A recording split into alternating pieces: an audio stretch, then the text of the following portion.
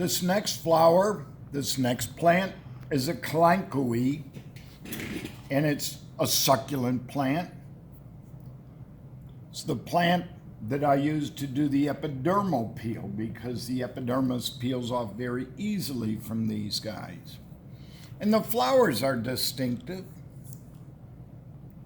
Small flowers. So you're going to have to take my word for some of this. So there's the calyx, these green pieces.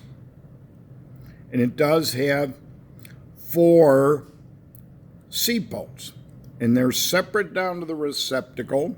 So it is aposepalous, and there is no inferior ovary. It has 4 petals, but the petals are fused together into a tube, so they are sympetallous.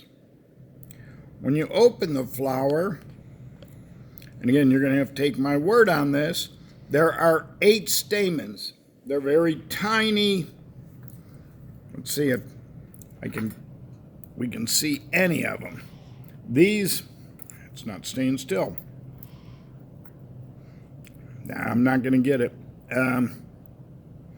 They're little yellow things, and you probably don't see them, are the anthers, and there are 8 of them, and the stamens are separate from each other. They are apostaminous, but they are fused to the corolla, so they are epipetalous.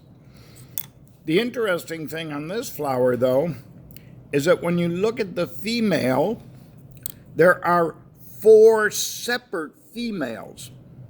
This is apocarpus. This flower will produce 4 fruits because there are 4 separate ovaries. This also means there are 4 separate pistils.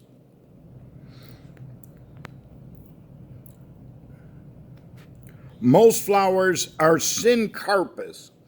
All of the ovaries fuse into a compound ovary, and there is only 1 pistil and 1 fruit.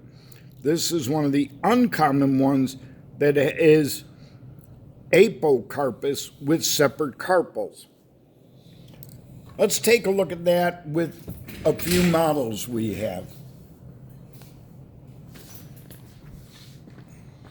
First model, this is a dicot flower, and it is very similar to our generalized flower. It has 5 sepals, we'll say they're aposepalous, 5 petals, apopetalous, but it has 10 stamens, apostaminous, not 5. But it does have 5 separate carpels.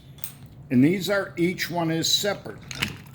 If I take this out, I could remove a single carpel in their stigma-style ovary, and if you open up the ovary, that would be the seeds inside, right? So this would form a fruit with seeds inside. That, as I said, our generalized flower has 4 whorls, which this does, and each whorl is 5-parted.